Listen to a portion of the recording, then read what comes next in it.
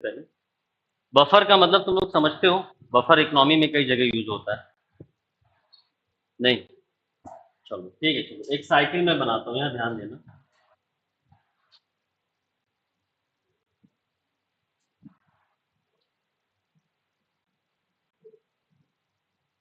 देखो, कृषि उत्पाद जो होता है उसमें दो चीजें हो सकती हैं। मान लेते हैं कि ये रिक्वायर्ड है, मतलब जितने की आवश्यकता है। आवश्यकता को रिक्वायर्ड लिख लोगे इंग्लिश वाले ना, ठीक है, कोई दिक्कत तो नहीं। और ये सरप्लस है, अधिक मतलब सरप्लस हो गया। और ये हो गया डेफिसिट, यानी कम। तो जितने की रिक्वायरमेंट होती है, हो सकता है कि उतना ही प्रोड्यूस हो रहा हो, ये रिक्वायरमेंट वाली लाइन है। या हो सकता है कि जितने की रिक्वायरमेंट है उससे ज्यादा प्रोड्यूस हुआ है। या तीसरा सिनेरियो क्या हो सकता है, देखो पहला सिनेरियो ये है, दूसरा ये है, और तीसरा सिनेरियो ये, तीन सिनेरियो। अधिक हो सकता है पैदा हो गया हो जितने की रिक्वायरमेंट है, हो सकता है कम पैदा हो, या हो सकता है बराबर पैदा हो। बराबर पैदा हुआ है मतलब कि जितनी डिमांड है उतनी सप्लाई है, कोई दिक्कत नहीं। अधिक पैदा हो गया है, अधिक पैदा हो गया कि मतलब डिमांड और सप्लाई में मैं किधर को ज्यादा करूं, सप्लाई को कि डिमांड को? मतलब सप्लाई ज्यादा है, डिमांड कम है। अब तुम लोग खुद बताओ प्राइस पे क्या असर पड़ेगा? कम हो जाएगा। ये इसमें कोई डाउट है किसी को? बनाओ सब लोग ये। देखो डाउट होगा तो तुरंत पूछ लेना कि कैसे, शर्माना मत अगल बगल वाले को देख। अधिक प्रोडक्शन हो गया मतलब कि डिमांड कम थी लेकिन सप्लाई ज्यादा हो गई। क्लियर? तो सप्लाई अब किसी चीज की ज्यादा, उसकी डिमांड कम है, तो प्राइस क्या हो जाएगा? कम हो जाएगा। क्लियर है? चलो इसको हम लोग डिफ्लेशन बोलेंगे कि इन्फ्लेशन? डिफ्लेशन वाली सिनेरियो हो सकती है यहाँ। क्लियर है? यहाँ पे देखो कम है उत्पादन, ये उत्पादन की बात हो रही है यहाँ पे, एग्रीकल्चर उत्पादन की, है ना।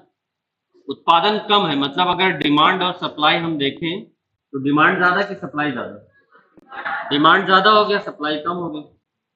मतलब क्या होगा, प्राइस पे क्या असर पड़ेगा? प्राइस बढ़ जाएगा। इसको हम लोग क्या बोलते हैं? इन्फ्लेशन बोलते हैं। अगर इतना समझ में आ गया तो तुम्हें बफर स्टॉक समझ में आ गया। यहाँ कोई डाउट होगा तो नहीं समझ पाऊंगा, मैं अभी भी बोल रहा हूँ, ईमानदारी से बता दो, सब लोग समझ गए हो? अब तुम एक चीज बताओ, सरकार का या आरबीआई का काम क्या होता है? मुद्रास्फीति और डिफ्लेशन दोनों को कंट्रोल में रखना होता है, साथ में खाद्य सुरक्षा भी बनाए रखना। ये किसका काम है? सरकार का काम है, और आरबीआई का काम है कि मुद्रास्फीति कम है। ये साइड में लिख लो कि सरकार का काम होता है मुद्रास्फीति, खाद्य सुरक्षा, इसको नियंत्रित रखना। क्लियर है? देख लिया सबने?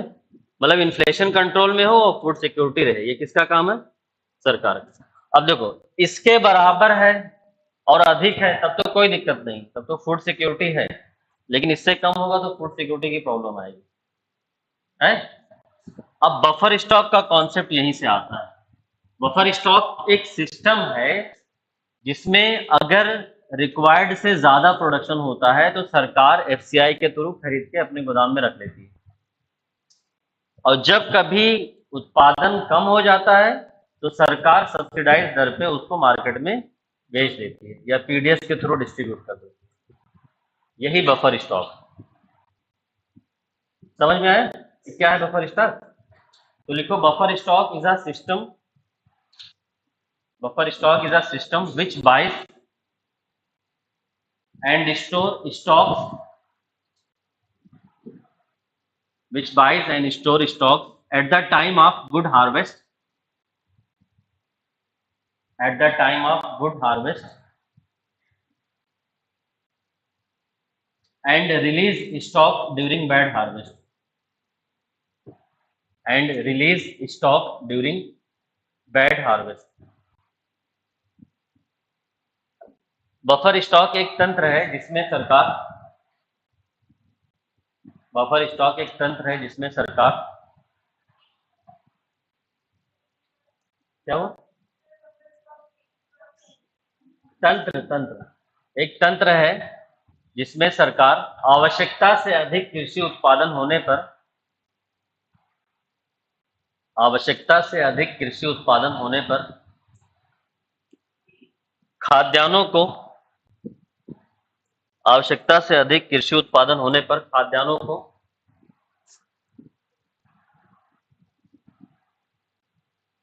खरीद कर भंडारित करती है, एवं कम उत्पादन की स्थिति में सब्सिडाइज्ड दर पर उपलब्ध करवाती है। अब लिखो ऑब्जेक्टिव ऑफ बफर स्टॉक या एम ऑफ बफर स्टॉक।